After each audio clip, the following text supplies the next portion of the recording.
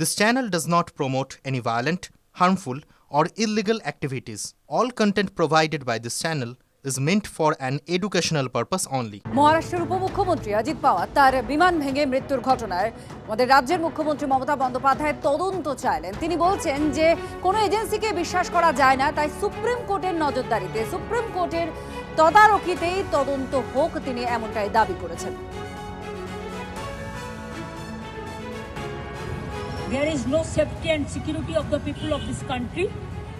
Even the political leaders, I do not know what is the fate of the opposition political parties, but he was very much with the ruling party. But before few days ago, I came to know that from social network that somebody from other party, they gave a statement that Ajit Pawar is willing to leave the BJP. And now what happened today, I need proper investigation under the supervision of Supreme Court. Only we have the trust on Supreme Court, no other agency. All the agencies are being totally purchased. And really it's a great loss for the country. Maybe he's from the opposition, now he's from the opposition, but tomorrow he's supposed to join the original force of their party. এবার শুভেন্দু অধিকারী তিনি কি বলেছেন বিরোধী দলনেতা শুনুন। অত্যন্ত নিম্নরুচির কথাবার্তা, নিম্নরুচির কথাবার্তা। উনি রাজনীতির বাইরে, নিজের স্বার্থের বাইরে কখনো বেরোতে পারলেন না। দুর্ভাগ্যজনক, ইনাকেই আমরা 11 সালে মুখ্যমন্ত্রীর চেয়ারে বসিয়েছিলাম। লজ্জা, বাংলার গর্ব মমতা নয়, বাংলার লজ্জা মমতা। এই ধরনের কথা আজকের দিনে মন্তব্য করার মধ্য দিয়ে উনার সংকীর্ণতা এবং উনি যে রাজনীতির বাইরে, নিজের স্বার্থের বাইরে কিছু ভাবেন না, এটাতে প্রমাণিত। প্রাক্তন কংগ্রেসের সাংসদ, কংগ্রেস নেতা অধীর রঞ্জন চৌধুরী তিনিও তদন্তের দাবি করেছেন। আসল কারণ কি, বিমান দুর্ঘটনা ঘটেছে নাকি এর পেছনে কোনো ষড়যন্ত্র আছে, এটা তদন্ত হয়ে সামনে বেরিয়ে আসা উচিত বলে তিনি মনে করেন। মহারাষ্ট্রের একটা বড় পরিচয়ের নাম হচ্ছে পাওয়ার পরিবার। বহু বড় বড় পদ সামলেছেন অজিত পাওয়ার, বহুত ক্ষমতাশালী মানুষ। কিন্তু মৃত্যু যখন ডাকে মানুষকে, তখন কিভাবে ডাকবে আমাকে জানি না। ভাড়া করা প্লেনে করে যাচ্ছে, তার মৃত্যু হলো। পূর্ণাঙ্গ তদন্ত হওয়া উচিত বলে মনে করি। ষড়যন্ত্র আছে কি নেই সেটা বড় কথা নয়, কিন্তু এত বড় ব্যক্তিত্বের মৃত্যুতে পূর্ণ তদন্ত হওয়া উচিত বলে মনে করি। মহারাষ্ট্রের উপমুখ্যমন্ত্রীর যে বিমান দুর্ঘটনা ঘিরে একাধিক প্রশ্ন ইতিমধ্যে উঠতে শুরু করেছে।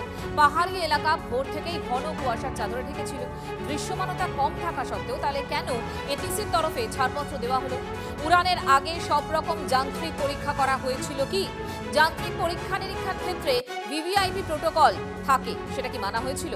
রানওয়েতে ল্যান্ড করার পর পাশের জমিতে আছড়ে পড়ে বিমানটি, জানিয়েছেন বারামতি এয়ারপোর্টের ম্যানেজার। রানওয়েতে কোনো সমস্যা ছিল কি, উঠছে প্রশ্ন।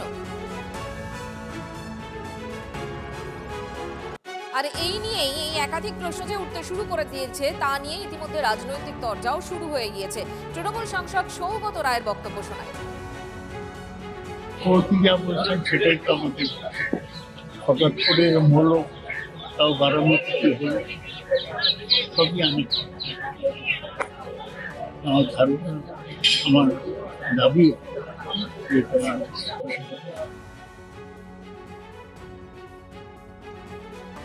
এদিকে মহারাষ্ট্রের উপমুখ্যমন্ত্রী অজিত পাওয়ারের মৃত্যুতে গভীর শোক প্রকাশ করেছেন রাষ্ট্রপতি এবং প্রধানমন্ত্রী। জননেতা অজিত পাওয়ারের সংযোগ ছিল তৃণমূল স্তরে। অজিতের অকাল প্রয়াণে আমি শোকস্তব্ধ।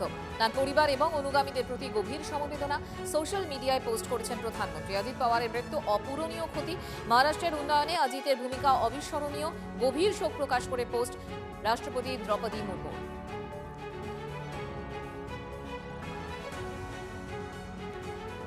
আজকে দিনের সবথেকে থেকে বড় খবর এখনো পর্যন্ত বারামতিতে এই বিমান বিপর্যয়, যেখানে মৃত্যু হয়েছে মহারাষ্ট্রের উপমুখ্যমন্ত্রীর। দুর্ঘটনায় অজিত পাওয়ার 2 পাইলট সহ আরও 5 জনের মৃত্যু হয়েছে, অর্থাৎ মৃত্যু হয়েছে মোট 6 জনের। ডিজিসিএ বারামতির মাঠে ভেঙে পড়ে অজিত পাওয়ারের চার্টার বিমান। জনসভায় যোগ দিতে যাচ্ছিলেন অজিত। বারামতি এয়ারপোর্টের পাশের জমিতে আছড়ে পড়ে বিমানটি। জরুরি অবতরণের সময়ই দুর্ঘটনা ঘটে বলে জানা যাচ্ছে।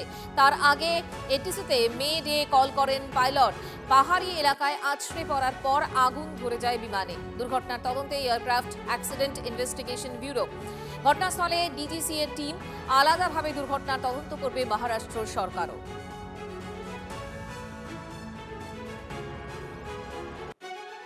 हम सभी के लिए इस प्रकार के जननेता को खोना एक अपरिमित इस प्रकार की हानि है। व्यक्तिगत मेरे लिए वो एक बहुत ही दमदार और दिलदार इस प्रकार के मित्र थे और हम दोनों ने साथ में काफी संघर्ष का काल भी देखा है और अब दृढ़ता के साथ महाराष्ट्र के विकास में जब वो योगदान दे रहे थे और एक बहुत लंबी पारी वो खेलेंगे, ऐसी परिस्थिति थी। ऐसे समय उनका निकल जाना, मैं ऐसा मानता हूं कि इसके लिए हमारे पास कोई शब्द भी नहीं है। काम किया है, हम टीम बनकर काम कर रहे थे, महाराष्ट्र को आगे बढ़ा रहे थे, जिसमें एक हमारा टीम वर्क था और मेरा काम करने का तरीका जैसे देर रात तक काम करता था। अजीत दादा जल्दी सुबह उठकर उनकी शुरुआत होती थी। बहुत ही कर्मठ नेता जो है, समय सूचकता रखने वाले नेता जो है, ये नेता हमारे में से अभी नहीं रहे और ये हमारा और महाराष्ट्र का, उनके परिवार का बहुत काफ़ी बड़ा नुकसान हुआ है। पवार का ये एक्सीडेंट में निधन होना ये बहुत ही दुखद और दुर्भाग्यपूर्ण है। पिछले 40 साल से महाराष्ट्र के राजनीति में मेरे बहुत घनिष्ठ मित्र रहे, उनके मेरे पारिवारिक संबंध रहे। बहुत कर्मठ, अच्छा प्रशासक और विकास की दृष्टि रखने वाले ऐसे वो नेता थे। उनके जाने से बहुत बड़ा नुकसान हुआ है। उनके परिवार को भी काफ़ी, उनके ऊपर भी एक बड़ा हादसा हुआ है।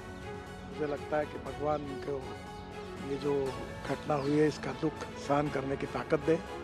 मैं व्यक्तिगत रूप से और पार्टी के तरफ से महाराष्ट्र के इस पुराने सहयोगियों को मैं श्रद्धांजलि अर्पित करता हूँ। भगवान उनके आत्मा को शांति दे, यही ईश्वर चरणों में प्रार्थना करता हूँ।